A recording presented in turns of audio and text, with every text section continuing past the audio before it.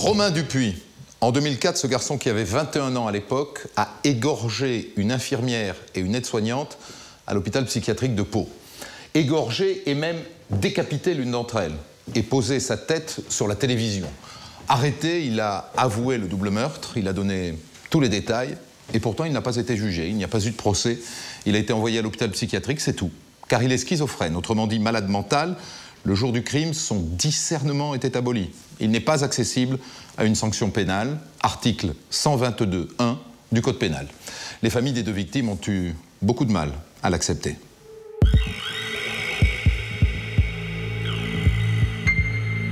Pau, samedi 18 décembre 2004, le premier jour des vacances de Noël. Il est un peu moins de 7 h du matin. Les policiers sont appelés en urgence pour une effraction au centre hospitalier des Pyrénées, l'hôpital psychiatrique de Pau. L'équipe de jour, en prenant son service, a remarqué que pendant la nuit, une vitre a été cassée à l'entrée d'un pavillon. On arrive devant le pavillon. Là, il y a 2 infirmiers et 2 infirmières qui nous attendent. D'abord, je regarde le carreau. Effectivement, je constate qu'il y a un carreau de cassé et qu'il y a du sang sur les montants des fenêtres. Je dis, bon, vous allez ouvrir et on va rentrer. Les 2 motards fouillent d'abord la première pièce. C'est un vestiaire, vide. Ils empruntent le couloir. Et là, sur le sol, ils remarquent quelques gouttes de sang. Peut-être celui du voleur. Je me suis dit, c'est coupé en cassant le carreau. Donc j'ai dit à mon collègue, on va suivre les traces de sang, ils vont nous amener directement à l'individu. Au bout du couloir, un salon et une mare de sang. Au beau milieu, une masse informe. Il y avait du sang partout. Du sang partout. Et c'est mon collègue qui m'a dit, mais elle est où la tête? Et là, j'ai réalisé que c'était en fait une victime. Mais au début, je me demandais ce que c'était en fait. Je me suis posé la question. Je n'avais pas réalisé. Les policiers viennent de découvrir le cadavre décapité de Chantal Klimaszewski, l'infirmière de garde. On passe devant le sapin de Noël et on arrive devant la télé. Et là, on voit une tête posée sur la télé. C'est là que j'ai compris que c'était la tête de la victime.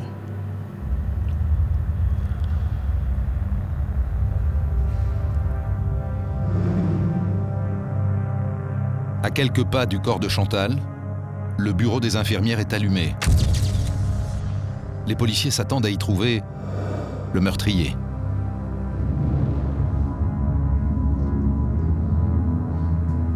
Avec mon pied gauche, j'ai poussé la porte. Là, j'ai constaté qu'il y avait une 2e personne allongée par terre, face contre terre. Elle était en sang. Et j'ai eu un moment l'impression de rêver, de me trouver dans un film d'horreur. C'est le corps de Lucette Gariot, l'aide-soignante qui était de garde avec Chantal. La jeune femme a été égorgée, presque décapitée elle aussi. Au même moment, à l'extérieur du bâtiment, l'équipe de jour attend de savoir ce qui se passe. Inquiètes, les infirmières se sont rassemblées autour des motos des policiers. Il n'a pas coupé la radio de sa moto. Et on entendait ce qu'il disait, quoi. Et oui, c'est horrible, il y a 2 morts. Et après, ils sont ressortis et on a sauté sur l'agent de police, quoi. Et on a dit, mais qui c'est qui a été décapité? C'est un patient, c'est qui? Ah non, mais les 2 personnes qui sont décédées, c'est vos collègues.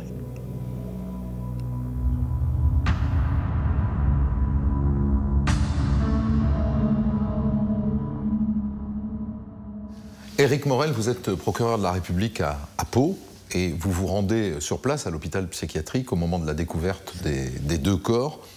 Quelle est l'atmosphère quand vous arrivez? C'est une scène d'une très grande violence et une atmosphère à la fois d'émotions partagées et en même temps d'incompréhension. Alors qu'est-ce qui ressort des premières constatations faites sur la scène de crime? Ce que l'on découvre tout de suite, c'est au moins l'itinéraire de sortie. C'est-à-dire que de l'endroit où ces 2 femmes ont été massacrées jusqu'à un vasistas qui aura un rôle très important dans la suite de l'enquête, on a le parcours de au moins un individu depuis la scène de crime jusqu'à la sortie du pavillon. Que l'on suit par les traces de sang? Que l'on suit par les traces de sang, notamment, et ce sera très important, avec une empreinte de chaussure dans l'une des traces de sang et des traces palmaires et papillaires sur le vasistas et autour du vasistas. À Pau, la nouvelle se répand vite. Le personnel de l'hôpital, choqué, se réunit spontanément autour du pavillon. Les autorités locales et les journalistes sont déjà sur les lieux.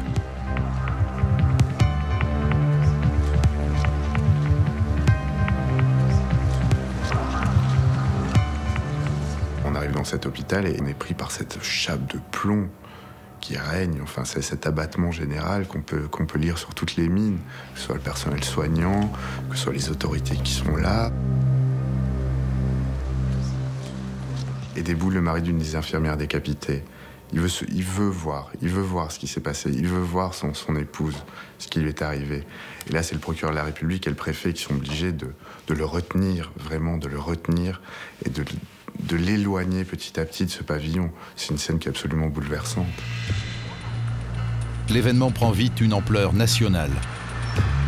L'après-midi, le ministre de la Santé, Philippe Douste-Blazy, arrive en hélicoptère.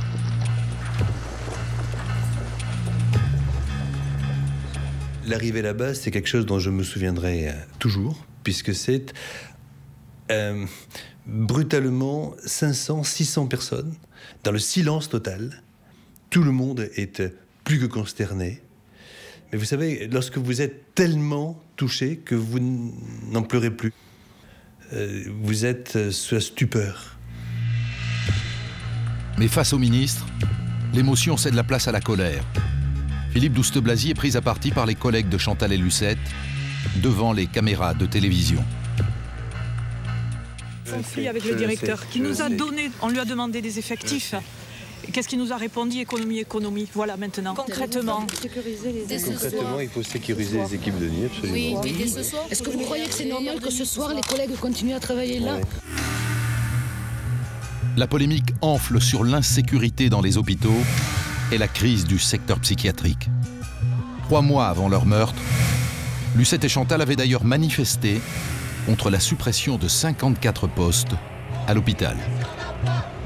On est toujours, c'est vrai, à flux tendu, les départs à la retraite pas remplacés. Alors là, ça a été, et voilà, on laisse faire n'importe quoi.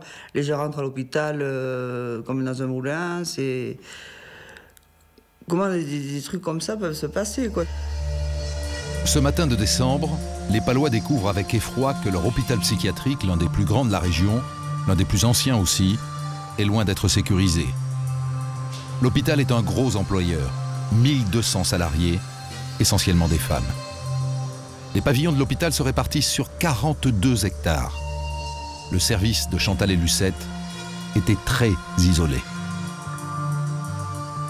Les journalistes découvrent qu'il est entouré de bâtiments abandonnés et même squattés par des SDF dans l'enceinte de l'hôpital.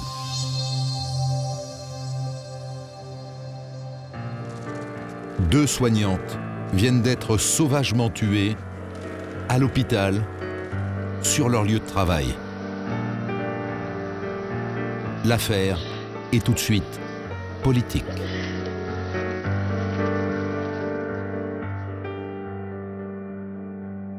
Monsieur le procureur, sur ce dossier, on s'en doute, la pression politique et médiatique est assez forte. Vous faites le choix, vous, de communiquer très vite, dès la levée des corps, vous donnez une conférence de presse. Pourquoi? Parce que c'est essentiel.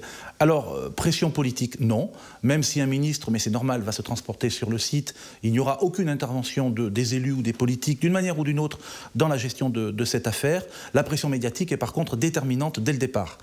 Tout d'abord, la configuration des lieux fait que la presse locale est arrivée à pénétrer au plus près du pavillon, donc il faut gérer la presse. Mais surtout, nous sommes dans une ville où l'hôpital Saint-Luc, le centre hospitalier des Pyrénées, a une histoire. Et donc le traumatisme est général. Il ne concerne pas que l'hôpital. La psychose s'étend tout de suite dans la ville. Le traumatisme est général sur l'ensemble de la population de la ville. Dès la première journée d'enquête, 5 personnes sont interpellées et placées en garde à vue. Qui sont-elles? Quel est leur profil? Alors, tous sont d'anciens patients ou des patients actuels du centre hospitalier des Pyrénées. Tous ont le même profil, des individus en situation de grande précarité, pour l'un d'entre eux SDF, et qui tous sont confrontés à la psychiatrie hospitalière. Ces 5 personnes interpellées sont vite écartées du dossier? Oui, très rapidement. On remonte très rapidement leur emploi du temps, ils ont des alibis, c'est certain. En tout et pour tout, c'est quand même, dans les tout premiers jours de l'enquête, c'est 30 personnes qui vont être interpellées et entendues par les policiers. Toutes seront successivement écartées. À chaque fois, on aura pu démontrer qu'ils ne sont pas impliqués.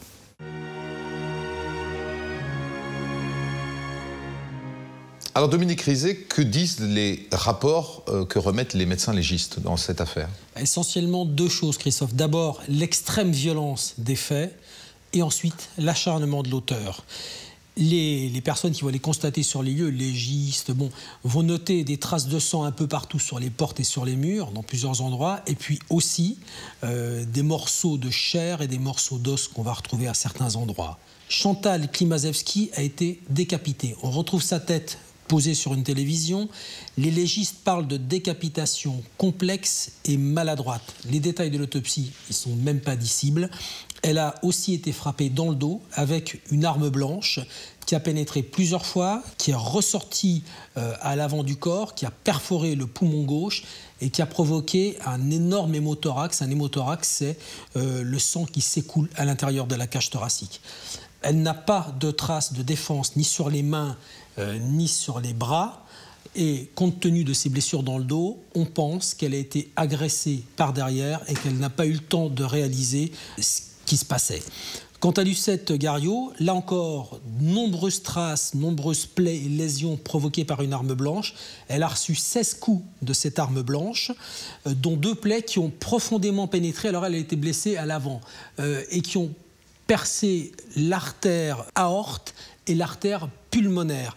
Là encore, hémothorax. En revanche, elle a des traces de défense sur les mains. Elle a été blessée, elle a reçu des coups de couteau sur les mains et sur les avant-bras. Elle s'est retrouvée face à son agresseur. La dimension et la profondeur des plaies permettent aux légistes de dire que la lame de l'arme devait mesurer environ 3 cm de largeur et à peu près entre 17 et 20 cm de longueur. Voilà ce qu'on sait. Dernière observation, ni l'une ni l'autre n'ont subi de violence sexuelle. Dans les heures qui suivent, les policiers ratissent les 42 hectares avec l'aide des jardiniers de l'hôpital. Ils recherchent des indices et l'arme du crime. Toits, buissons, poubelles, rien n'est laissé au hasard. En vain. Sur la scène de crime, les policiers se concentrent sur l'empreinte de paume de main et les 3 empreintes digitales trouvées sur le vasistas. Ils prélèvent aussi du sang à une 30aine d'endroits différents. La scène de crime en est couverte. Depuis le vasistas jusqu'au salon.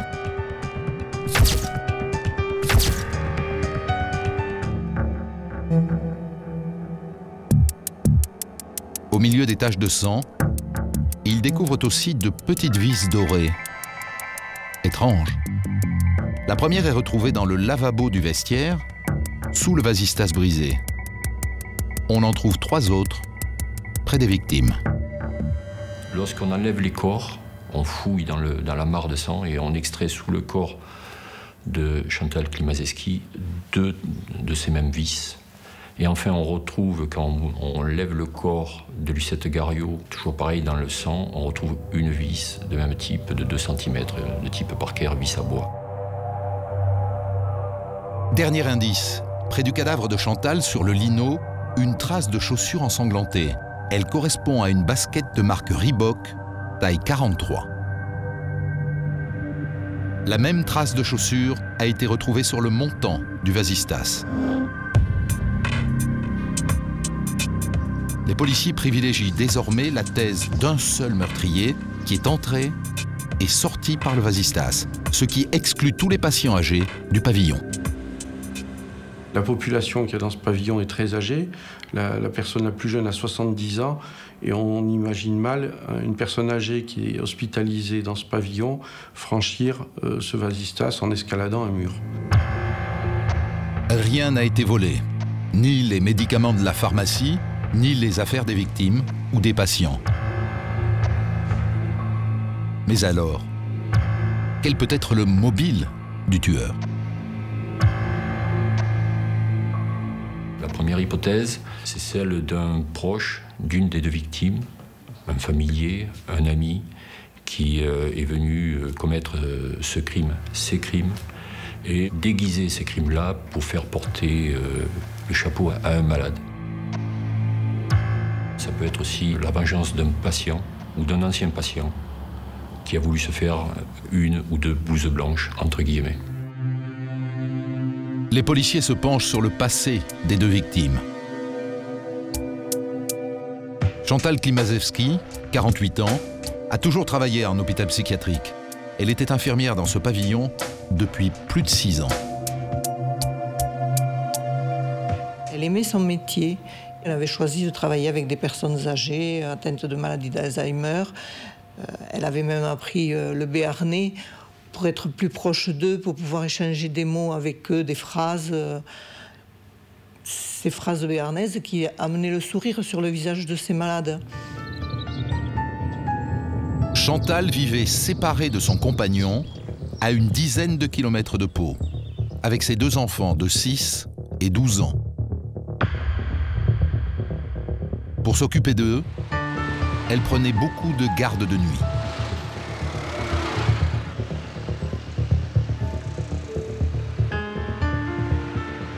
Elle voulait être près d'eux, donc elle travaillait beaucoup la nuit et dormait très peu finalement. Nous, on redoutait qu'elle ait un accident de voiture, tellement bien quand le téléphone a sonné, qu'on nous a dit que quelque chose était arrivé à Chantal, on a pensé en premier à ça. Tout le monde décrit Chantal Klimaszewski comme une femme discrète, une infirmière très sérieuse, une mère de famille, sans histoire. Quant à Lucette Gariot, 40 ans, elle était aide-soignante dans le service depuis 8 mois. Elle s'était mariée 1 an plus tôt avec un pompier de Pau. Ensemble, ils avaient un fils de 6 ans et étaient en train de faire construire. Lucette semblait heureuse. Elle était très appréciée de ses collègues. C'est vrai qu'elle était toujours en train de rire. C'est l'image que j'ai gardée de Lucette. Quelqu'un de toujours souriant envers les autres. C'est vrai qu'elle est très agréable comme fille. Lucette et Chantal n'avaient apparemment aucun ennemi. Elles avaient des vies limpides, sans amant, sans histoire sentimentale compliquée, sans problème relationnel particulier, ce qui nous a facilité l'enquête. Monsieur le procureur, l'hypothèse d'un crime commis par quelqu'un de l'entourage des deux victimes est très rapidement écartée. Très rapidement, on va s'apercevoir qu'elles ont une vie paisible, une vie harmonieuse, que tout autour d'elles n'était qu'une vie familiale parfaitement sereine. Et donc ça va permettre très rapidement de refermer cette porte et d'écarter l'hypothèse d'un drame familial. Les policiers, quoi qu'il en soit, eux, pensent dès le début que c'est un crime contre les blouses blanches, donc un crime d'anciens patients de l'hôpital psychiatrique. Pour identifier les anciens patients, il y a les fichiers, mais ce sont des fichiers médicaux secrets, auxquels même vous n'avez pas accès. Absolument, ils sont protégés par le secret médical. Alors nous avions néanmoins la possibilité de consulter les registres d'admission au centre hospitalier et les registres de sortie, ce qui déjà nous donnait quand même une population, sans rentrer dans le secret des dossiers. Ça va être l'un des axes d'effort de l'enquête, c'est de passer donc par la voie administrative et non pas par la voie médicale. Mais nous aurons quelques difficultés effectivement à pénétrer la réalité de l'hôpital et la réalité de ce qui se passe au sein de l'hôpital. Les policiers multiplient les interpellations. En 8 jours, ils placent 14 personnes en garde à vue. À chaque fois ou presque, les suspects ont le même profil. les interrogatoires sont délicats. C'était des gens qui avaient des problèmes psychiatriques, qui avaient été soignés et qui étaient, entre guillemets, bizarres. On a eu les cas d'individus qui remontaient des gardes à vue des geôles en bas pour arriver aux locaux de la police judiciaire. Ils montaient les escaliers en marche arrière. On a eu le cas de malades qui, tout d'un coup, avaient besoin de se laver, mais ils ne voulaient pas se laver au lavabo, ils se lavaient dans les toilettes. Donc ça, c'est très lourd à gérer et il a fallu s'armer surtout de patience. Les policiers interviennent à chaque fois qu'on leur signale un comportement farfelu. Les appels et les courriers proviennent de toute la France et une trentaine d'officiers travaillent à plein temps sur cette affaire. Il fallait faire très très vite puisque nous avions toujours le meurtrier dehors. On ne pouvait négliger aucune piste. Tous les jours, des enquêteurs partaient sur le terrain avec 1, 2, 3 ou 4 objectifs à vérifier pour éliminer certaines pistes. 15 jours après le drame, les policiers en sont à 20 gardes à vue, mais ils n'ont toujours pas arrêté le meurtrier.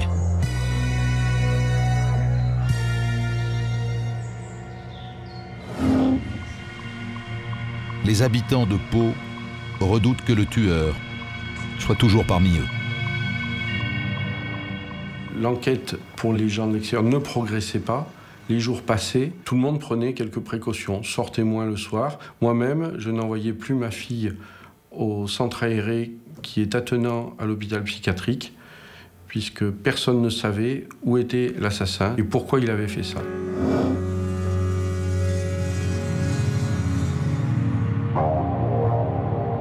La peur est encore plus vive à l'hôpital où les employés se demandent si le meurtrier n'est pas tout simplement l'un des leurs. Depuis les meurtres, des CRS patrouillent le soir pour rassurer les infirmières. Mais les arrêts de travail s'accumulent. La fin de l'année approche. L'enquête fait du surplace. Mais quelques jours après Noël, le laboratoire de police scientifique de Toulouse apporte un élément nouveau. En analysant les traces de sang laissées par le tueur, les experts ont isolé l'ADN d'un homme, mais ce profil n'est pas répertorié dans le fichier national des empreintes génétiques. Le 31 décembre 2004, le procureur ouvre une information judiciaire pour meurtre sur professionnel de santé, ce qui constitue une circonstance aggravante. Les policiers disposent désormais d'une piste exploitable, l'empreinte génétique du tueur. Début janvier, le juge d'instruction décide donc de mettre en place une vaste campagne de prélèvement d'ADN sur tous les hommes qui ont un rapport avec l'hôpital psychiatrique, en appliquant la méthode des cercles concentriques.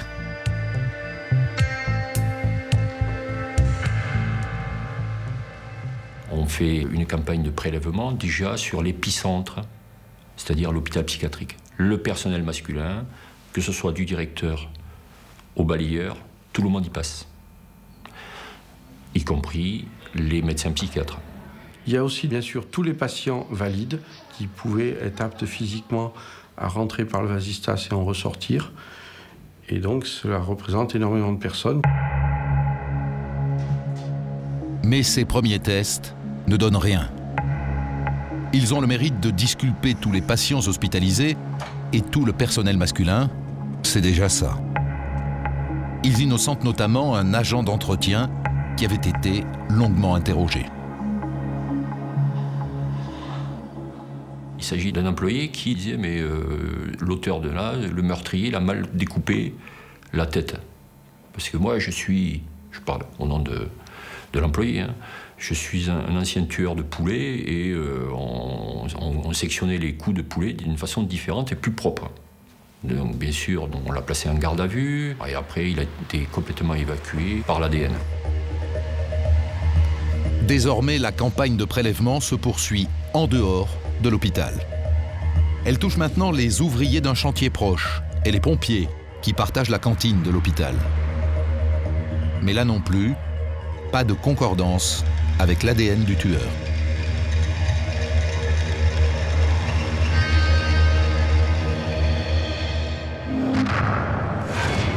Dernière étape, fin janvier, des tests sont effectués sur les patients suivis à l'extérieur de l'hôpital et surtout les anciens patients. En parallèle, on vérifie les empreintes génétiques dans toutes les morts suspectes et tous les suicides. En moins d'un mois, plus de 1300 tests génétiques ont été effectués. À la fin du mois de janvier 2005, la campagne de prélèvement massif d'ADN n'a toujours pas porté ses fruits. Et c'est finalement un simple contrôle d'identité qui va relancer l'enquête. Samedi 29 janvier, dans le quartier du Hédas, en centre-ville. Il est 22h30. 3 policiers en civil de la BAC font une ronde en voiture banalisée. Soudain, sur un petit muret, ils remarquent un homme qui fume un joint, sans se cacher. Les policiers lui demandent ses papiers. C'était un contrôle tout à fait banal. Donc nous sommes descendus du véhicule avec nos brassards police, nous nous sommes identifiés. L'individu est descendu de suite du muret. Il s'est mis face à nous et lorsqu'on lui a demandé une pièce d'identité, il nous a dit « Vous ne me contrôlerez pas, je suis en bas de chez moi ». Il porte la main à la poche, on pense qu'il va sortir une pièce d'identité et il en sort un pistolet. L'homme pointe son arme vers l'un des policiers et tire. Le coup ne part pas. L'arme est enrayée.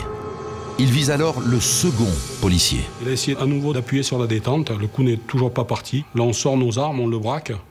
Bon, c'est un quartier quand même populaire. Il y a beaucoup de monde le samedi soir. Donc c'est pas évident d'ouvrir le feu à ce moment-là. Les policiers lui intiment l'ordre de lâcher son arme. Mais l'homme refuse. Il recule, calmement, face à eux, toujours en les braquant. Il se cache derrière une voiture et tente à nouveau de faire feu. Mais là non plus, le pistolet ne fonctionne pas. Les policiers en profitent pour le lui arracher des mains et le neutraliser. Et lorsqu'on le menotte, on découvre dans son autre main une lame qu'il a confectionnée avec un anneau pour s'en servir de poing américain. Et dans ses cheveux, on trouve une mâchoire d'animal qui lui sert de barrette. Pour justifier son comportement, l'homme leur raconte une histoire de plainte qui aurait été déposée contre lui pour coups et blessures. Il est très confus. Il nous dit « Vous êtes complice de mon père et de mon ami ». Et nous, on ne comprend pas puisqu'on n'est pas au courant du tout de cette affaire. Au commissariat, l'homme décline son identité. Il s'appelle Romain Dupuis. Il a 21 ans et n'a pas de casier judiciaire. Mais les policiers constatent qu'il y a bien une plainte contre lui.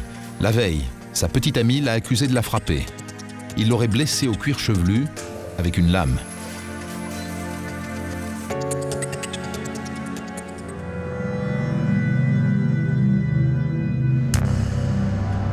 Romain Dupuis est mis en examen pour tentative de meurtre sur les policiers. En garde à vue, il reconnaît les faits sans difficulté. Il a bien tiré à plusieurs reprises. L'expertise révèle que son pistolet fonctionnait parfaitement, mais que ce sont les munitions qui étaient défectueuses. Il explique qu'il a pris les policiers de la BAC pour des flics malhonnêtes, envoyés par sa petite amie. Il leur a dit « Mais vous êtes tous dans le même lot, PD, nazis, policiers, tous ensemble à vouloir m'attaquer. » Donc voilà comment il justifiait son acte d'agression envers eux. Il ajoute « Je me croyais dans un film, comme dans Léon. Je me suis dit « Shoot dans le tas ». Romain revient avec précision sur les faits et paraît avoir un comportement calme, normal. Mais les médecins qui l'ont examiné dans le cadre de la garde à vue ont diagnostiqué des troubles psychiatriques. Vu sa dangerosité, ils préconisent une HO, une hospitalisation d'office. Les psychiatres leur apprennent que Romain Dupuis a déjà fait 3 séjours à l'hôpital psychiatrique. Il est schizophrène.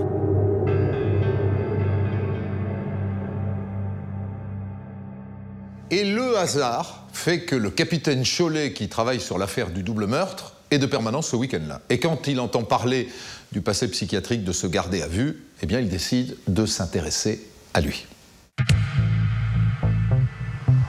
Arrivé au commissariat, Le capitaine Chollet consulte la liste des anciens patients qui doivent être prélevés dans le cadre du double meurtre. Et Romain Dupuis en fait bien partie. Il était convoqué pour le test ADN 3 jours plus tôt, mais il ne s'était pas présenté. Le policier décide donc de l'interroger. Quand je me trouve face à Romain Dupuis, de suite, je constate qu'il porte au pied des chaussures qui nous intéressent. Je lui demande combien il chausse. Il me répond 41. Moi, je fais du 43. Je savais que l'auteur avait du 43 et je vois visiblement que ce n'est pas du 41, qu'il me ment. Je lui demande d'enlever ses chaussures, je vérifie, c'est du 43 et avec une semelle qui correspond à la scène de crime. Je lui demande de me présenter ses mains et je constate aussitôt une cicatrice dans sa main gauche. Une blessure qui pourrait bien expliquer les traces de sang sur le vasistas et dans le couloir. Mais d'emblée, Romain Dupuis nie. Quand je lui parle du double meurtre, Romain Dupuis est tout à fait dans un état normal, aucune réaction. Il me dit, je suis totalement étranger à ça, il est très paisible dans ses réponses, il a l'air sûr de lui. Cette fois-ci, Romain ne pourra pas échapper à l'analyse ADN. Elle est en cours. L'interrogatoire s'arrête là, mais le capitaine a l'intuition qu'il tient le meurtrier. Alors, sans attendre les résultats du laboratoire, les policiers perquisitionnent chez Romain Dupuis. La visite est édifiante.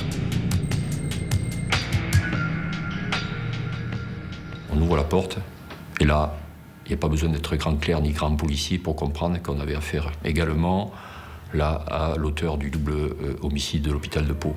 Pourquoi? En promenant notre regard de gauche à droite, on a pu remarquer accrochés au mur des posters, pas de femmes à poil, hein, des femmes, des figures de mode. Et elles supportaient avec des rajouts, des sabres, des couteaux, des taches de sang.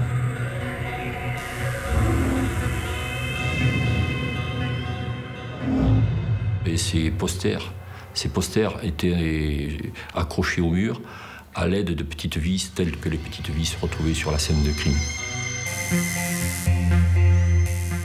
Autre élément, la télévision qui se trouvait chez Romain Dupuis était badigeonnée de couleurs un petit peu rouges et des espèces de dessins, toutes sur la périphérie de l'écran, y compris de la chaîne IFI.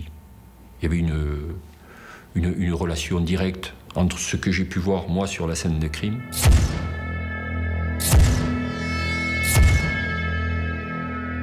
et ce que j'ai pu constater chez Romain Dupuis. En fouillant dans sa chambre, les policiers découvrent aussi des magazines de samouraï, un sabre et une mallette de cuisinier. Le fusil à affûter est bien là, mais tous les couteaux ont disparu. C'est là que tombent les résultats des analyses ADN, en pleine perquisition. Les traces de sang prélevées sur la scène de crime correspondent au sang de Romain Dupuis. À ce moment-là, celui-ci est hospitalisé d'office à l'unité des malades difficiles de Cadillac en Gironde pour la tentative de meurtre sur les policiers de la BAC. Il est donc extrait de cette unité pour une nouvelle garde à vue.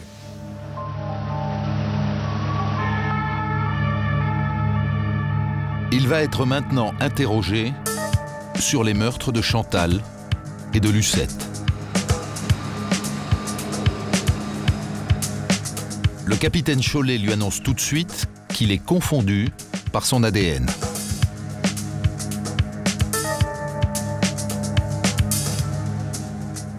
Je pense d'entrée qu'il va m'avouer sans difficulté être l'auteur, puisque nous avions beaucoup d'éléments contre lui, notamment les résultats de l'ADN. Et à ma grande surprise, il continue à nier. Ce n'est pas moi, je ne comprends pas pourquoi mon ADN est retrouvé sur place. Pour obtenir des aveux, le capitaine doit donc changer de méthode. Pendant une bonne demi-heure, il lui parle d'autre chose. Et puis un déclic se passe en lui parlant de sa passion des couteaux. Il a l'impression qu'on s'intéresse peut-être un peu plus à lui, et là, tout d'un coup, il me dit « Je vais vous expliquer pourquoi je les ai tués ». Et là, il dit tout, dans le détail. 2 jours avant le drame, il est allé acheter du cannabis dans la cité Saragosse de Pau. Et les dealers, dit-il, l'ont roué de coups. Il raconte qu'il y avait du monde dans la rue, mais que personne n'a réagi.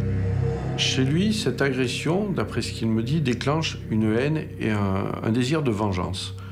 Et donc, le soir du meurtre, il décide d'aller se venger de cette agression.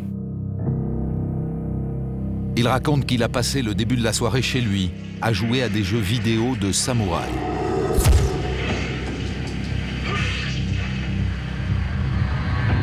Vers 23 h, il a pris un couteau de cuisine et il est parti avec son chien, bien décidé à en découdre. J'ai eu des pulsions, dit-il. J'étais imprégné de noir. Romain marche plus de 2 km pour atteindre le quartier Saragosse, mais sur place, il ne trouve pas ses agresseurs. Il est alors attiré comme un aimant vers l'hôpital psychiatrique, où, dit-il, il a été interné pour rien. Pour y arriver, il marche, là encore, plus de 4 km. Il raconte qu'il est entré par le parking arrière et qu'il a fumé un joint près d'un arbre. Il aurait remarqué un pavillon allumé. Il en a fait le tour. Toutes les portes étaient fermées, sauf un vasistas. Romain aurait utilisé sa petite lame pour le dévisser et entrer. Romain Dupuis m'explique que la fenêtre a basculé et s'est brisée. Comme ça faisait beaucoup de bruit, il faisait nuit, il est allé retrouver son chien, se mettre en retrait pour observer ce qui se passe. Et au bout de quelques minutes, voyant qu'il n'y a aucune réaction dans le pavillon, il décide de rentrer par cette fenêtre. Il s'avance dans le couloir, un couteau de cuisine à la main. Quand il arrive au bout du couloir, il voit une porte s'ouvrir, une personne en blanc sortir, qui lui demande « Qu'est-ce qu'il fait là ?» Et là, sans répondre, il poignarde l'infirmière. Il entre ensuite dans le bureau et tombe face à l'aide-soignante. Il se jette sur elle et la tue, elle aussi. Il revient alors vers le premier corps, celui de Chantal, et lui sectionne la tête. Il va ensuite poser la tête sur la télévision. C'est, dit-il, pour montrer que je peux être violent, moi aussi. Il ne sait pas combien de coups il a porté. Il parle de flash. Pour lui, il n'a pas le souvenir qu'il y ait beaucoup de sang. Il ne se souvient pas avoir eu du sang sur les vêtements, ni avoir remarqué de mares de sang sur les lieux. Romain Dupuis quitte ensuite l'hôpital par le même chemin et rentre chez lui. Il arrive chez lui, il ne s'est pas aperçu qu'il s'est blessé, il se lave les mains, il nettoie son couteau et il va se coucher comme si de rien n'était. Dupuis raconte cette nuit d'horreur aux policiers sur un ton machinal, sans émotion. Il n'a pas d'affect particulier. Il ne manifeste aucun sentiment, ni de remords, ni d'exaltation. Il parle tout à fait tranquillement, banalement. Toujours impassible, Dupuis dessine l'arme du crime. Il précise même que la feuille de papier est trop petite par rapport à la taille réelle du couteau. Le couteau, il l'aurait perdu mi-janvier en randonnée dans les Pyrénées. On ne le retrouvera jamais. Le 3 février, Romain réitère ses aveux devant le juge d'instruction. Il est mis en examen pour meurtre sur professionnel de santé.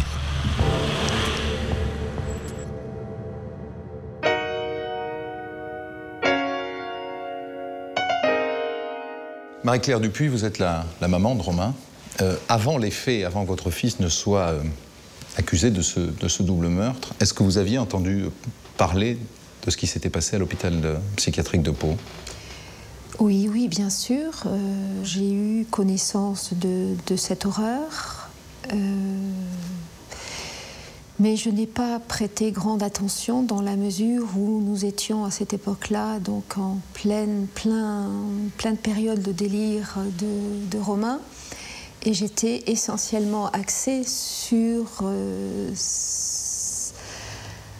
sa sauvegarde à lui, puisque je voyais que la descente aux enfers devenait de plus en plus risquée et la schizophrénie prendre de plus en plus de poids, d'espace dans l'individu qu'il était. Comment est-ce que vous avez appris que votre fils Romain était l'auteur de ce carnage?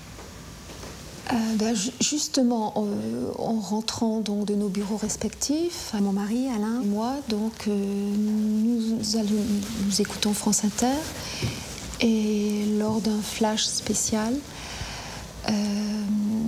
le journaliste a dit que le jeune homme qui avait été arrêté pour l'altercation avec les gars de la BAC, les hommes de la BAC, était en fait l'auteur donc du double crime donc du CHP de Pau.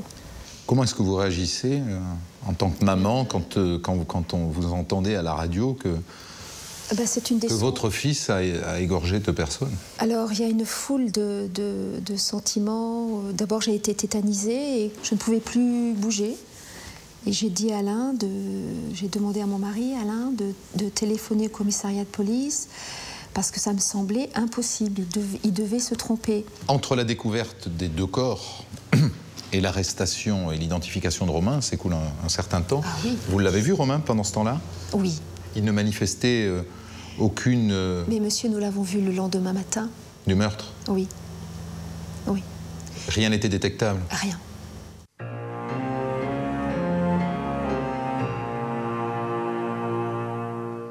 Romain Dupuis est désormais mis en examen dans deux affaires. Dans l'affaire de la tentative de meurtre sur les policiers et dans celle du double meurtre de Chantal et Lucette au centre hospitalier de Pau. Dans chacun de ces dossiers, le juge demande une expertise psychiatrique.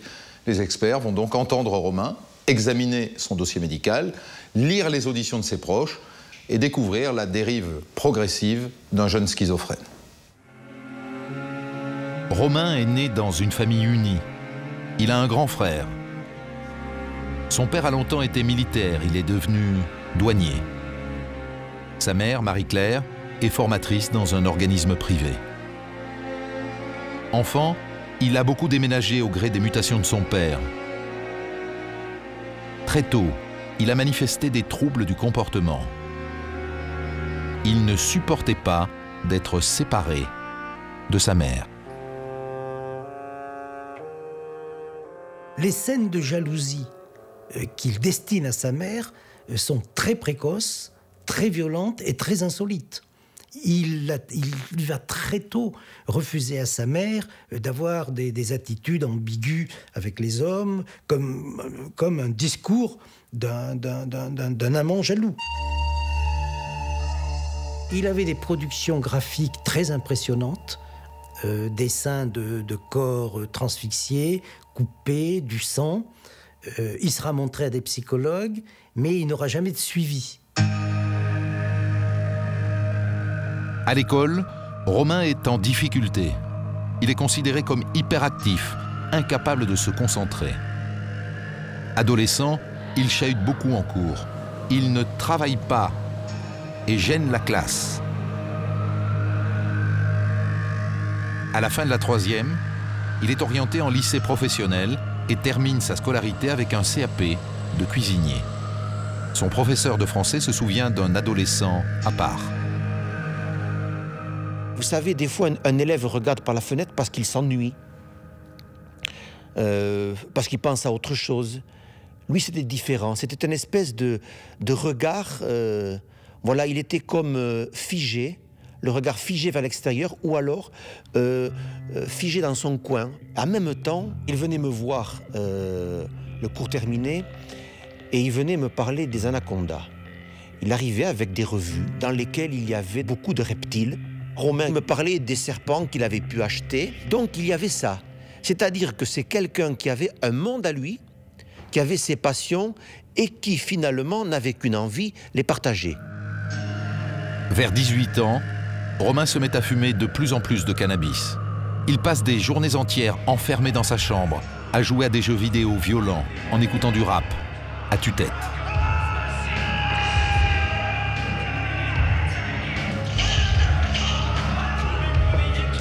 Plus inquiétant, Romain ne se nourrit plus que de litchi et de jus multivitaminés. Ses parents l'entendent pousser des grognements et des ricanements étranges. Romain a régulièrement des moments d'absence et de délire. Madame Dupuis, quels ont été les premiers signes de la maladie de Romain? Il avait quel âge quand vous commencez à vous douter de quelque chose et à identifier sa maladie? Vers 8-9 ans, ses dessins étaient vraiment particulièrement effrayants. Sombres. Sombres, oui, il y avait des créatures étranges, des horreurs, des têtes, du sang, des têtes découpées. Ensuite, il entendait des voix la nuit et il était effrayé. Il criait comme un cauchemar? Il se réveillait et il m'appelait, il me disait que devant son armoire, il y avait des créatures qui lui voulaient du mal. Mais ces sentiments-là d'insécurité ou de persécution existaient déjà. Et ça a commencé, j'imagine, à vous poser des problèmes de vie quotidienne en famille. À partir de quel moment est-ce que vous le présentez à un psychiatre qui est seul à même de diagnostiquer une maladie comme la schizophrénie? Nous étions à Pau vers l'âge de 17-18 ans. Nous avons noté un retrait social de plus en plus évident. Et il ne voulait plus sortir de son petit studio parce qu'il disait qu'il était entouré de zombies. C'est là que vous le présentez à un psychiatre?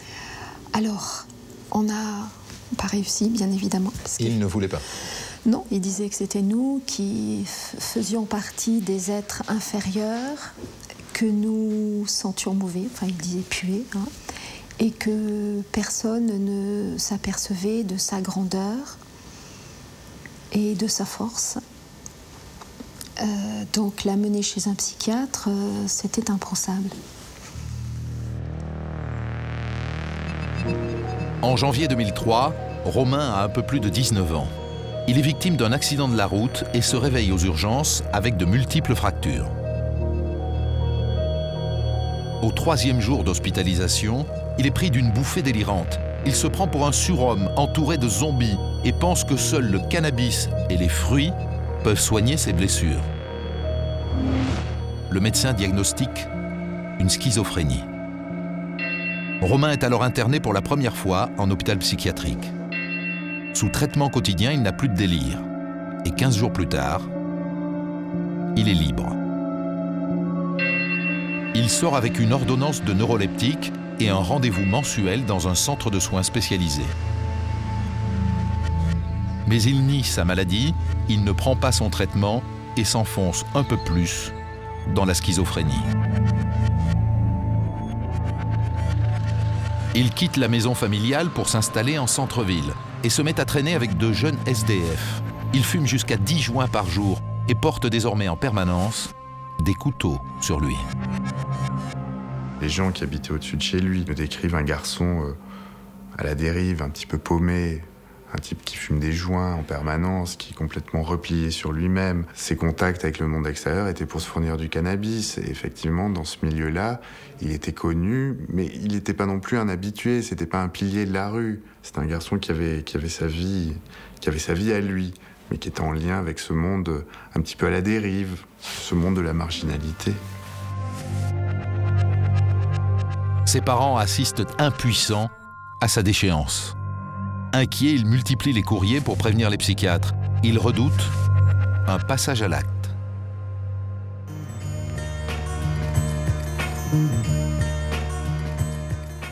Docteur Coutenceau, vous êtes un des experts qui a examiné Romain Dupuis et vous avez confirmé le diagnostic de schizophrénie paranoïde.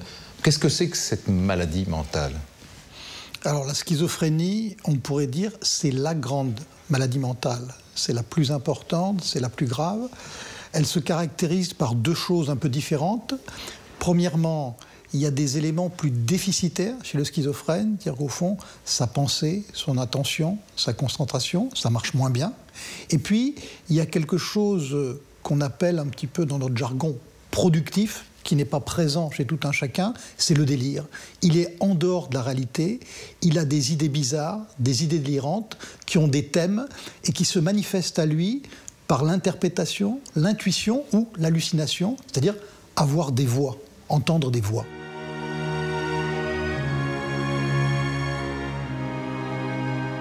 À partir du moment où il a été diagnostiqué schizophrène, oui. Vous allez tenter à plusieurs reprises de le faire hospitaliser.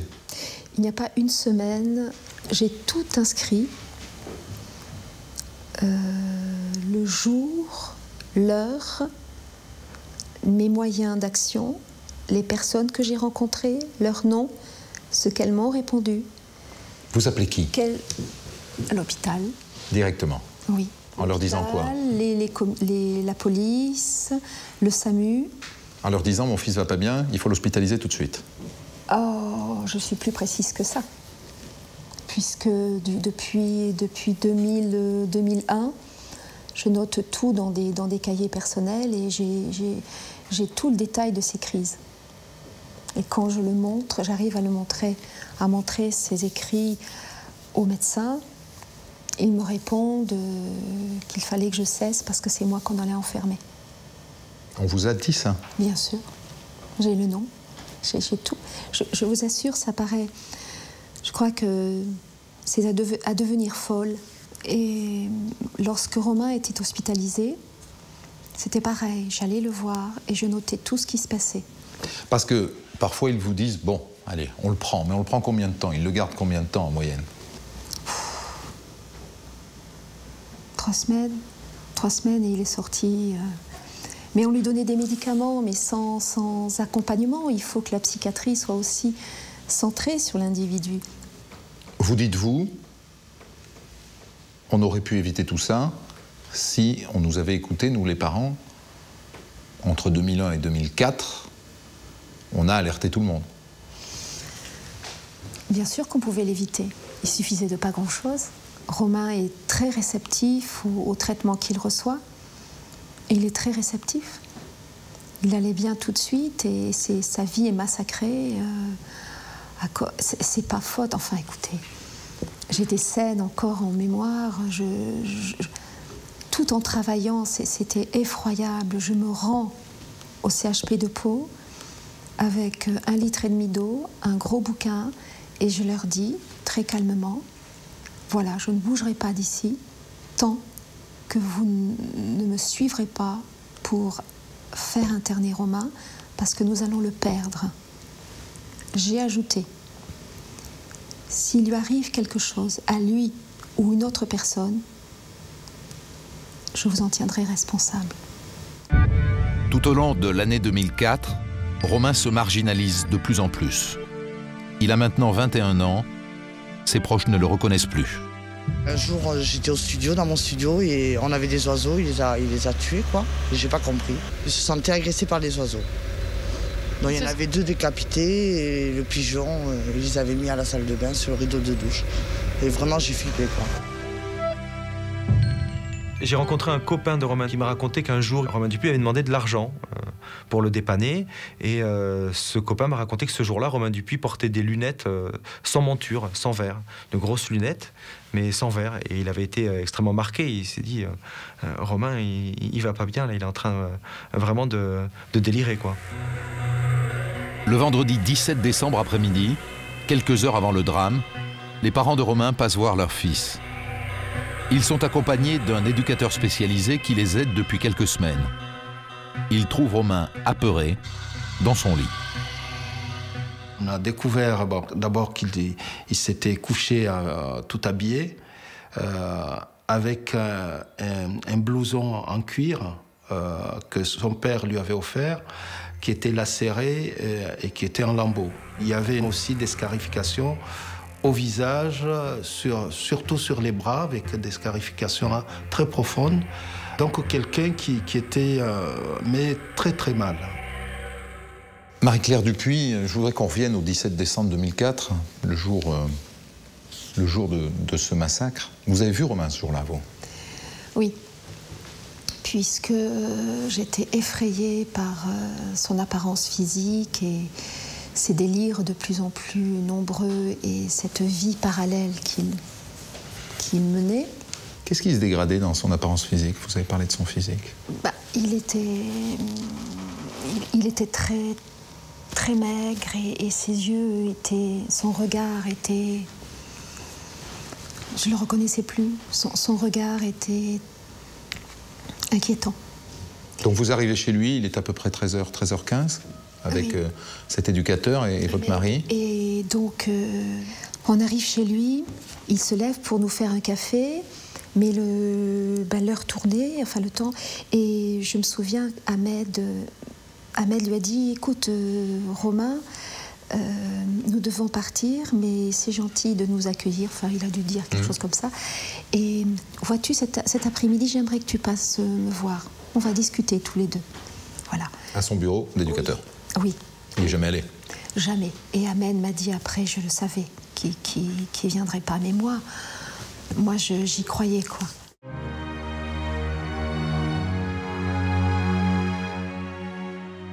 Ce jour-là, les parents de Romain repartent en espérant qu'il ira bien au rendez-vous que lui a fixé cet éducateur spécialisé dans l'après-midi. Mais Romain n'ira pas. C'est ce soir-là qu'il va tuer Chantal et Lucette. Quand la presse révèle le passé de Romain, la polémique enfle tout de suite sur le suivi des malades mentaux. Pourquoi Romain n'était-il pas interné? Comment pouvait-il errer dans les rues de Pau sans traitement? Le lendemain des aveux de son fils, Marie-Claire Dupuis répond aux journalistes qui sonnent à sa porte. Elle reproche très clairement au psychiatre d'avoir été négligent. Depuis des mois, voire des années, nous sommes seuls. Le psychiatre a dit « il faut le laisser s'enfoncer pour qu'on puisse le récupérer ». La presse découvre que le dossier médical de Romain faisait déjà état en 2003 de fantasmes de décapitation. Mais alors, pourquoi les psychiatres n'ont pas pensé à lui après le drame? Parmi leurs patients, beaucoup ont divers fantasmes de tous ordres, y compris de tuer des personnes. Donc pour eux, c'est banal. Personne ne l'avait ciblé, ne l'avait envisagé. Ils avaient envisagé pour certains d'autres patients capables de faire ça, mais jamais pour eux, c'était un patient qui ne leur avait pas laissé un souvenir particulier, qui ne s'était jamais montré particulièrement violent, donc ils ont été très surpris. La polémique touche aussi le secret médical. Pendant l'enquête, les policiers n'ont jamais pu consulter les dossiers des patients. Romain aurait pu être arrêté beaucoup plus tôt, disent les syndicats, et les policiers de la BAC n'auraient pas risqué leur vie.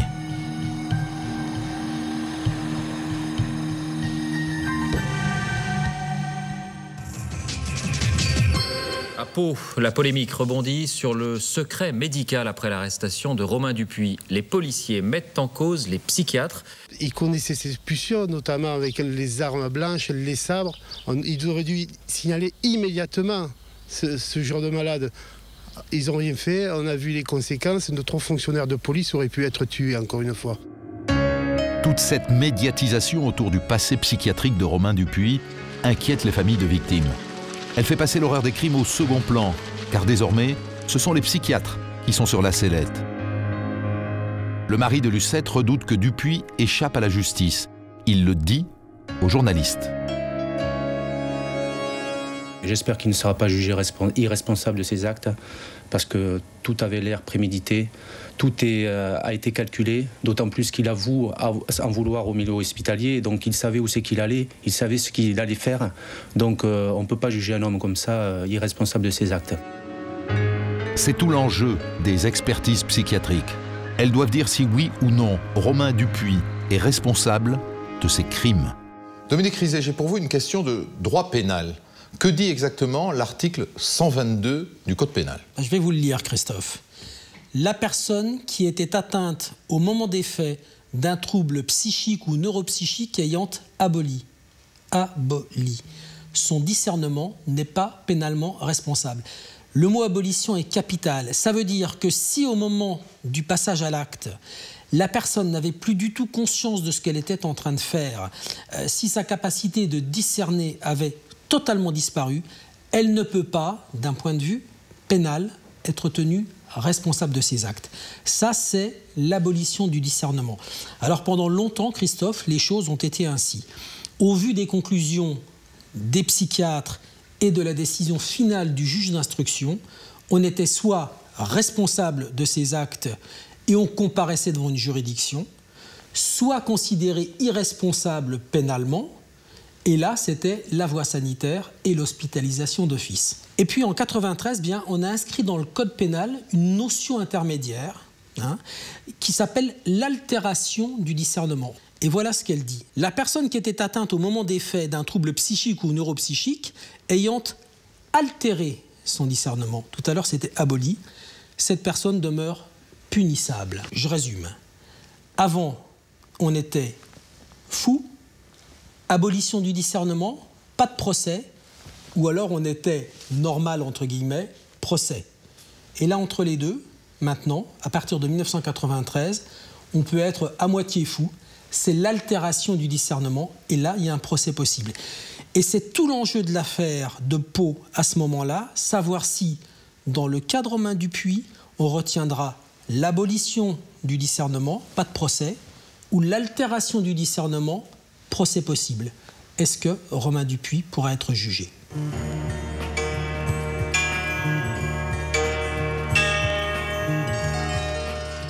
La première expertise tombe en mai 2005, 4 mois après l'arrestation de Romain Dupuis. Elle est signée du docteur Jean-Claude Chanceau. Le juge l'a chargé seul d'expertiser Romain Dupuis. Le docteur Chanceau a examiné Romain juste après ses aveux. Il l'a ensuite revu 2 fois, longuement, à l'unité des malades difficiles de Cadillac, près de Bordeaux. Selon lui, Romain Dupuis présente des troubles importants de la personnalité, mais il n'est pas dans le délire permanent du schizophrène. Il pense que c'est la consommation massive de cannabis qui provoque chez lui des bouffées délirantes. Il conclut que le discernement de Romain était seulement altéré au moment des faits. Romain a conscience de ses actes, il est donc accessible à une sanction pénale. À aucun moment, au cours des examens et des entretiens que j'ai eus avec lui, je n'ai eu le tableau d'une maladie mentale, psychotique, aiguë ou chronique. Aucune hallucination, aucun propos délirant. Il m'a décrit de façon précise les faits, les circonstances. Donc nous ne sommes pas devant un sujet qui passe du coq à l'âne, qui a une fuite de la pensée ou une discordance dans la pensée. La conviction du psychiatre est renforcée par la reconstitution organisée le 7 juillet 2005. Le juge d'instruction demande au docteur Chanceau d'y assister et c'est le seul expert présent ce soir-là. Romain apparaît avec des cheveux courts et il a pris une quinzaine de kilos à cause des neuroleptiques. Il se plie sans difficulté à l'exercice et apporte même quelques précisions par rapport à ses aveux. La nuit des crimes, il se serait d'abord dirigé vers le pavillon où il avait été interné. Il l'a vu fermé et donc il s'est rabattu sur le pavillon le plus proche, qui était le pavillon des Montbrésiards. Il ignorait même que c'était un pavillon de gériatrie. Il a pris le premier pavillon au plus proche de son ancien pavillon qui était désaffecté. Lors de cette reconstitution, Romain se montre très coopératif. Il rejoue toutes les scènes sans difficulté. On s'aperçoit qu'il est calme, posé, qu'il répond aux questions du juge, qui mime les gestes de coups de couteau, de décapitation, sans avoir aucun frein. Romain a des souvenirs précis et l'expert en conclut qu'il n'était pas en plein délire la nuit des meurtres. Dans les locaux, donc il n'avait pas revu depuis les actes, il n'a pas du tout été perdu, désorienté. Il s'est repéré, il n'a aucun moment il n'a donné de signe de confusion. Il a donné un enchaînement des faits parfaitement conforme à ce qu'il a toujours dit. Il n'y a pas de référence à un épisode psychotique aigu. Mais lors de cette reconstitution, Romain Dupuis se trompe sur un point important, le nombre et la direction des coups de couteau qu'il a donnés. Il parle de 2 ou 3 coups de couteau dans le ventre. Or, il y en a eu 7 fois plus, tous au niveau du thorax. Pour la première fois également, Il fait référence à une hallucination pour justifier la décapitation de Chantal. Il explique qu'il a poignardé l'infirmière dans le salon et qu'il pensait qu'elle était morte quand il est allé tuer Lucette. Et qu'à son retour, il a été surpris de retrouver Chantal assise près d'un rideau. Et là, il explique qu'il a eu l'impression d'avoir affaire à une morte vivante. Et c'est pour ça, il s'est dit, je l'ai tuée, mais elle a ressuscité. J'ai qu'un moyen pour la tuer, c'est lui couper la tête. Et c'est comme ça qu'il justifie la décapitation. Mais cette référence délirante à un mort-vivant n'entame en rien la conviction de l'expert psychiatre présent ce soir-là. Alors c'est sûr qu'il y a eu un vacillement de sa relation à la réalité à ce moment-là, une espèce d'angoisse, mais si on veut bien le replacer dans le climat catastrophique dans lequel on était, avec 2 femmes mortes, du sang partout, etc., bon, je le traduirais pour ma part plutôt, d'ailleurs, par peut-être une ébauche d'émotion. Dans son rapport complémentaire, le docteur Chanceau enfonce le clou. Romain Dupuis est un tueur psychopathe, il n'est pas un malade schizophrène. Seulement voilà, 3 semaines plus tard, dans l'autre affaire, celle des tentatives d'homicide sur les policiers, d'autres experts disent exactement l'inverse. Cette fois-ci, ils sont 2 à avoir examiné Romain à Cadillac. Ils affirment que les faits reprochés à Romain sont en relation directe avec sa maladie mentale diagnostiquée depuis près de 3 ans. C'est une schizophrénie dans laquelle le thème de la persécution est prépondérant. Il est quelqu'un d'abord de particulier, il est l'homme qui a un équilibre particulier avec les astres, que cet équilibre est un équilibre écologique qui passe par la consommation de fruits, le fait de fumer du cannabis. Et dans le même temps, on voit bien que se sont développées probablement depuis l'âge de 19 ans des idées délirantes de persécution avec le sentiment qu'il était surveillé, qu'il était épié, qu'on le regardait, qu'on le suivait, à tel point qu'il devait se déplacer, aller d'un endroit à l'autre pour essayer de fuir ceux qui probablement montaient des choses à son encontre. Il explique qu'ainsi, il est parti de Pau en Espagne, qu'en Espagne, il a retrouvé la même surveillance, une caméra, des gens qu'il suivait, comme si en quelque sorte, il portait des lunettes qui obscurcissent le monde et qui rendent le monde persécutoire. À ces experts, Romain décrit davantage sa folie. Il leur dit que les médecins font partie de ces persécuteurs qui veulent le rendre docile avec leurs médicaments. Et puis il y a les jeux vidéo. Romain dit qu'il a pris l'infirmière pour une zombie, comme dans son jeu, et qu'il a posé la tête sur la télévision, instrument de surveillance par excellence. Mais Romain nie toujours sa maladie et filtre beaucoup son discours. Il faut du temps pour déceler son délire sous-jacent.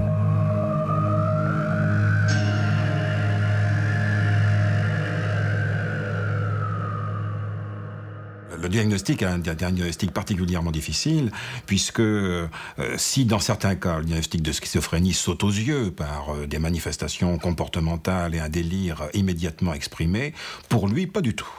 Il a fallu des entretiens très longs et un travail de reprise dans le détail de sa trajectoire de vie pour mettre en évidence la schizophrénie. Les 2 experts concluent donc que son discernement était aboli. Pour eux, il n'avait pas vraiment conscience de ses actes. On est donc face à 2 expertises contradictoires. L'une dit que Romain Dupuis est responsable de ses actes, l'autre dit exactement le contraire. En novembre 2005, le nouveau juge d'instruction dans l'affaire du double meurtre demande donc une contre-expertise à un collège d'experts. La vérité, c'est que la bataille d'experts ne fait que commencer. Elle va durer plus de 2 ans. En un peu moins d'1 an, 6 nouveaux experts se succèdent à Cadillac. Tous diagnostiquent Romain Dupuis schizophrène et concluent à l'abolition de son discernement. Au total donc, sur 9 psychiatres, seul le docteur Chanceau le déclare responsable. Les familles de victimes redoutent maintenant que le procureur ne requiert un non-lieu, ce qui veut dire que Romain Dupuis échapperait au procès et à la prison. Scandalisées, les familles de Lucette et Chantal organisent une marche silencieuse dans Pau, début novembre 2006. 1000 personnes défilent pour réclamer un procès en cour d'assises. Tant qu'on a des expertises qui sont favorables à notre part, je ne vois pas pourquoi on n'irait pas en cour d'assises.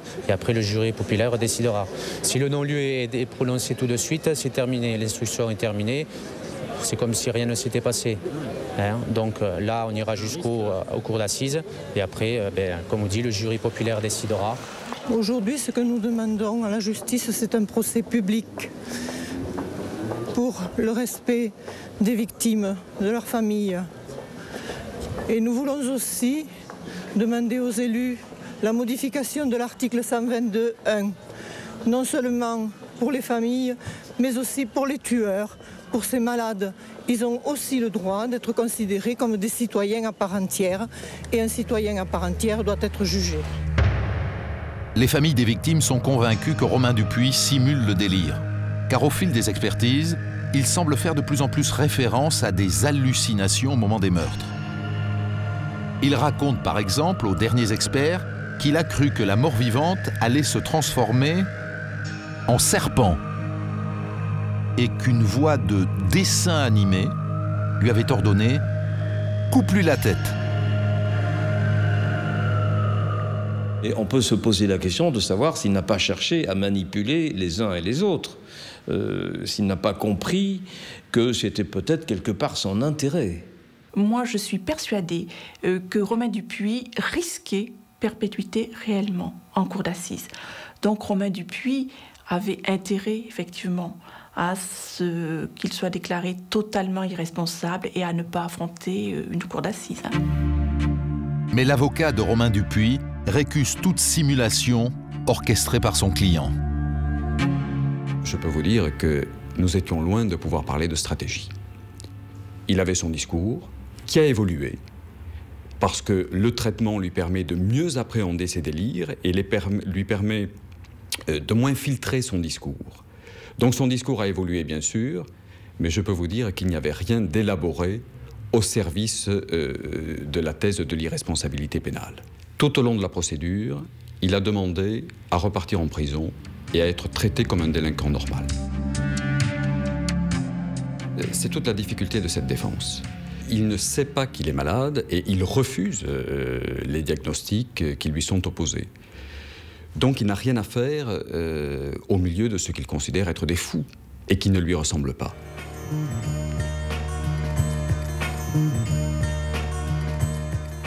Docteur Coutenceau, est-ce qu'un schizophrène, en l'occurrence Romain Dupuis, est en permanence habité par sa maladie, ou est-ce qu'il y a des moments de sa vie ou de sa journée où il est parfaitement normal et équilibré, et des moments où il bascule dans la schizophrénie?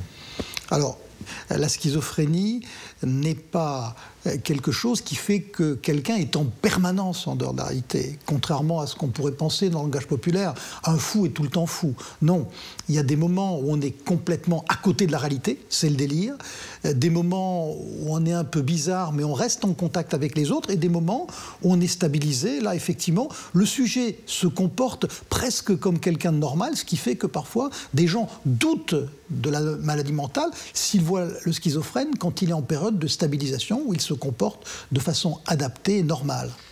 Lors de ces différents interrogatoires, on a observé que Romain Dupuis faisait de plus en plus allusion à des zombies, à des morts-vivants, à de petites voix qui lui parleraient, etc. Et on s'est interrogé sur une éventuelle simulation, sachant qu'il y avait une porte de sortie via le statut d'irresponsable pénalement. Est-ce que, parfois, le malade ne peut pas être tenté d'en rajouter? Alors, est-ce qu'on peut simuler la folie? Un psychiatre peut être abusé. En même temps, c'est pas si facile que ça de faire le fou, parce que quand les gens font le fou, ils ont une image de la folie, un peu d'une crise d'hystérie un peu désorganisée avec des éléments de bizarrerie. Et la folie, c'est plus précis, c'est plus concret. C'est un délire, c'est des éléments comme des voix. Alors, ceci étant, parfois, un psychiatre peut être abusé, ce qui fait que Vous le savez, dans ces affaires, il y a parfois plusieurs collèges avec des collègues aguerris, qui ont une certaine expérience, et puis souvent on est en collège, on est deux justement, pour qu'il y ait un regard, un double regard, il faut que ce double regard aille dans le même sens finalement. En janvier 2007, le dossier sur les meurtres de l'hôpital et celui sur les tentatives de meurtre sur les policiers sont finalement joints. Ils sont tous deux confiés au même juge, le juge Donadieu. Des compléments d'expertise sont ordonnés à tous les experts qui ont examiné Romain Dupuis. Tous campent sur leur position. À un détail près, le docteur Chanceau mentionne désormais une altération importante du discernement. Dans ces conditions, le 20 août 2007, les réquisitions du procureur de Pau tombent. Il demande un non-lieu.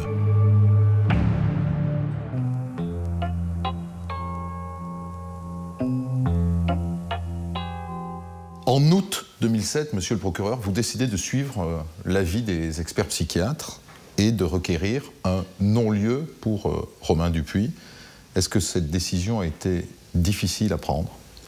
Particulièrement difficile. La culture naturelle d'un procureur était d'aller vers la cour d'assises et donc le jugement de cette affaire. Mais en même temps, l'objectivité, le respect du droit faisait que je devais peser tous les éléments. Les faits, nous savions que c'était Romain Dupuis qui les avait commis. Il était bien le meurtrier de ces deux femmes. La seule question qui devait être posée, c'était en avait-il l'intention ? De quoi se nourrit cette décision de suivre les experts au-delà du respect du droit, j'ai envie de dire philosophiquement ? Parce que là, on bute sur une question effectivement philosophique. Nous avions l'homme qui était Romain Dupuis, un malade, avec une maladie, une pathologie mentale grave depuis son adolescence, qui donc devait être considéré aussi comme un malade, au sens noble du terme, et puis l'immense souffrance des victimes et des familles victimes. C'était ça qui pesait dans les plateaux de la balance en termes philosophiques. Qu'est-ce qui devait l'emporter ? Notre société moderne tolère de moins en moins la folie. La folie n'a pas de place dans la société moderne. Le rôle du juge ou de la justice est de dire, eh bien oui, elle a encore sa place, mais cette place fait qu'on ne pouvait pas juger Romain Dupuis parce que médicalement, scientifiquement et donc juridiquement, je ne pouvais pas rapporter en tant que procureur la preuve qu'il était en état de savoir ce qu'il faisait au moment où il avait commis ces crimes. Quand bien même cela blesserait-il les victimes au point de leur faire perdre la foi en la justice ? Quand bien même, parce que c'est certainement dur ce que je vais dire, mais le procureur de la République n'est pas l'avocat des victimes. Il est l'avocat de la société. Et beaucoup de gens ne le comprennent pas, mais celui qui sera peut-être accusé, celui qui est poursuivi pour son crime, Romain Dupuis, fait partie de cette société. C'est-à-dire que, dans mon raisonnement, je dois prendre en considération le sort des victimes, mais aussi le sort de Romain Dupuis. Rien de plus terrible que d'envoyer des malades derrière les prisons.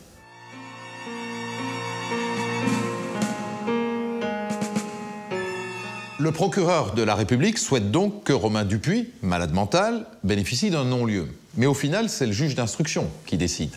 Les familles des victimes redoutent de plus en plus qu'il renonce au procès. Et c'est là que le président de la République, Nicolas Sarkozy, intervient. Le 24 août 2007, le chef de l'État est en déplacement dans la région. Le mari de Lucette veut saisir l'occasion pour essayer d'empêcher un non-lieu.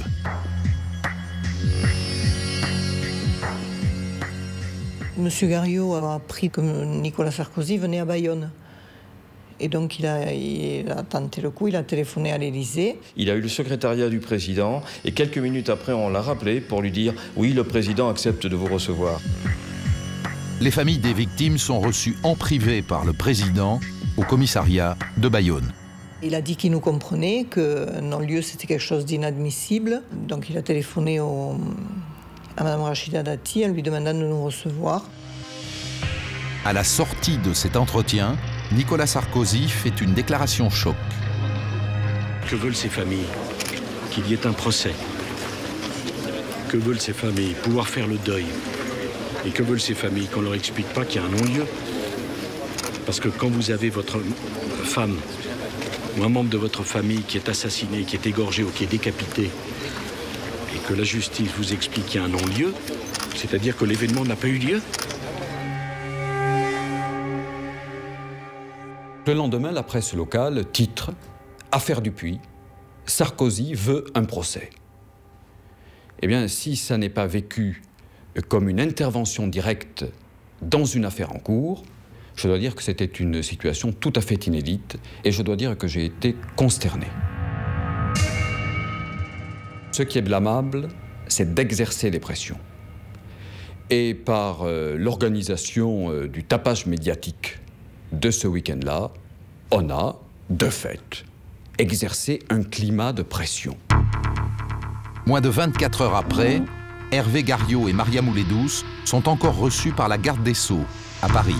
Rachida Dati leur annonce qu'elle veut créer une audience spécifique pour les malades mentaux et supprimer le terme de non-lieu psychiatrique. Les familles se sentent écoutées. Non-lieu. C'est vrai que quand on l'entend, ça nous fait cet effet de dire que ça n'a pas eu lieu. Mais si ça n'a pas eu lieu, alors, comme je l'ai dit, le juge n'a qu'à nous rendre Chantal et Lucette, alors. S'il n'y a pas eu de crime, où sont-elles? Et le débat fait tout de suite rage autour de cette volonté de placer les victimes au cœur des procès et par là même de juger les fous à tout prix. Finalement, le juge, manifestement peu impressionné par les déclarations du président de la République, décide d'un non-lieu psychiatrique. Romain Dupuis ne sera pas jugé en cour d'assises. Les familles de Lucette et Chantal font immédiatement appel. Leur requête est examinée en audience publique par la Cour d'appel de Pau le 7 novembre 2007. Les 3 juges de la chambre d'instruction doivent se prononcer sur le bien fondé du non-lieu psychiatrique. Il ne s'agit pas de déterminer si Romain Dupuis est coupable, mais s'il est responsable de ses actes et s'il pourrait être jugé en cour d'assises. Les experts psychiatres défilent à la barre. L'audience est publique. Elle s'ouvre le 7 novembre 2007, en pleine polémique sur le nouveau projet de loi. Toute la presse en parle. Et cette audience prend valeur d'exemple sur la nécessité ou non de réformer la loi sur les criminels fous. Romain Dupuis doit comparaître. La foule se presse au palais de justice pour voir le tueur fou. La cour d'appel a même dû installer un écran géant pour retransmettre les débats. Les familles des victimes attendent beaucoup de ce face-à-face.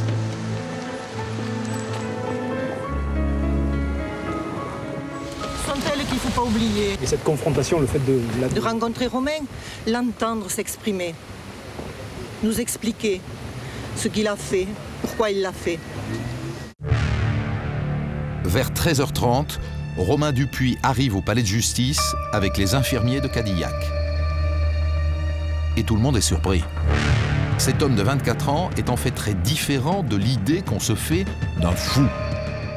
Romain Dupuis, il a apparu comme un jeune homme tout à fait normal. Donc c'était pas un monstre, il n'avait pas une tête patibulaire, il n'avait pas un comportement très typé. C'est un beau mec, plutôt grand, plutôt fin, élégant, les cheveux noirs, noués en catogan. C'est l'exact opposé de la représentation qu'on peut avoir du monstre, notamment quand il se met à parler, puisqu'il a une voix assez fine, assez frêle, une voix quasi adolescente. Et c'est très déstabilisant. Finalement, il ressemble à Monsieur Tout-le-Monde.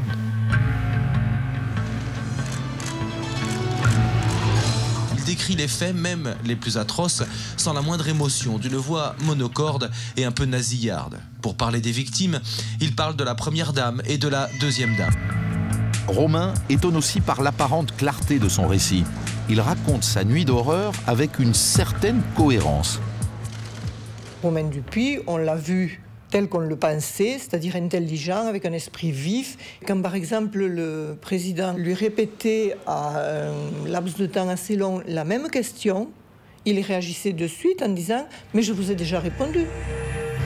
Mais sans crier gare, les délires de Romain affleurent. Avec cette même sérénité apparente, il raconte qu'il se met des vis dans ses sous-vêtements pour ne pas se faire mordre par les chiens, pour se protéger des chiens.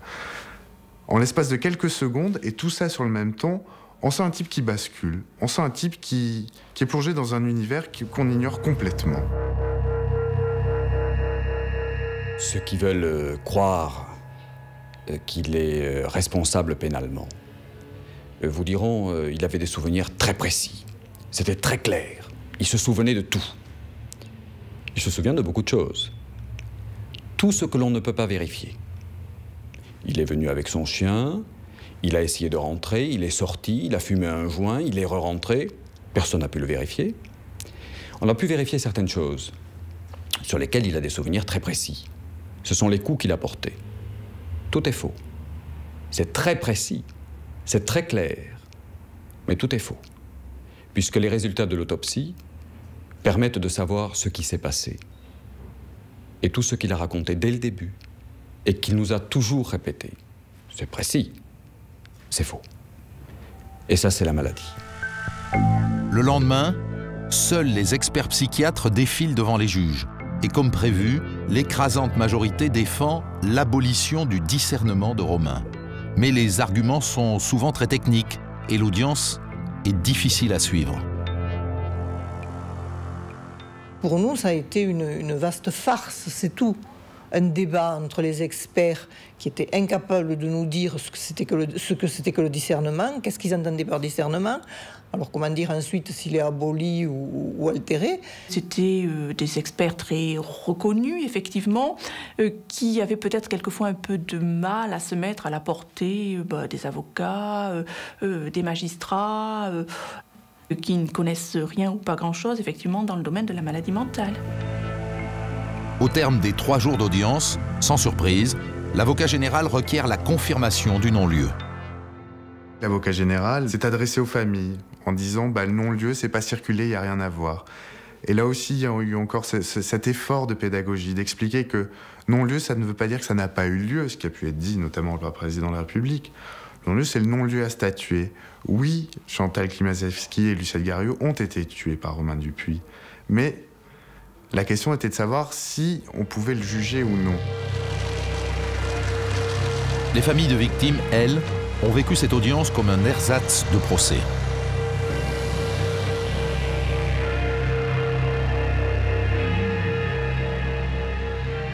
On a beaucoup parlé de Romain Dupuis, de sa maladie, mais les victimes, on les a quasiment oubliées. Et c'est vrai qu'un procès d'assises aurait peut-être permis quand même de faire la part des choses. Pour la famille de la victime, c'est important de savoir ce qui s'était réellement passé, qu'on vienne sur les faits, que l'on ferme toutes les portes à leurs doutes, etc. Tout ça, ça a été occulté, effectivement, par la personnalité de Romain Dupuis. 1 mois plus tard, le 14 décembre 2007, les 3 juges de la chambre d'instruction confirment l'ordonnance de non-lieu psychiatrique.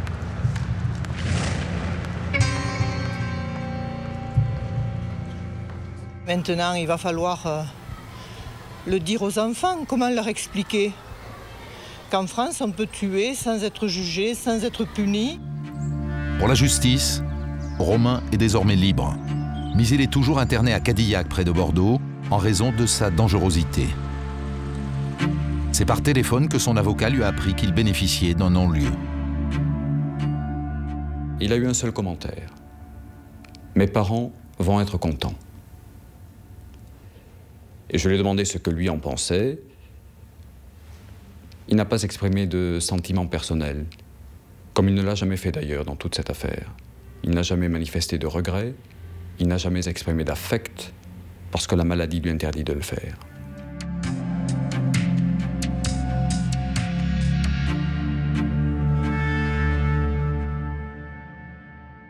Marie-Claire Dupuis, comment va Romain aujourd'hui? Il réagit très bien au traitement. Et c'est un schizophrène qui, s'il est traité, parce qu'il faudra qu'il le soit. À vie? Toute sa vie. Il faudra qu'il soit surveillé. Et s'il est traité alors? Mais s'il est traité, il se reconstruit. Vous pensez-vous aujourd'hui qu'on pourrait laisser sortir Romain sans prendre de risques? Oui, avec un infirmier. Et chaque étape doit être contrôlée, surveillée. Accompagné. Accompagnée. Et est-ce que vous comprenez que ça puisse choquer des gens qui ont perdu des proches, qui sont morts sous les coups de votre fils? Ce n'est pas mon fils qui a agi ce jour-là. C'est son autre lui. C'est un fou.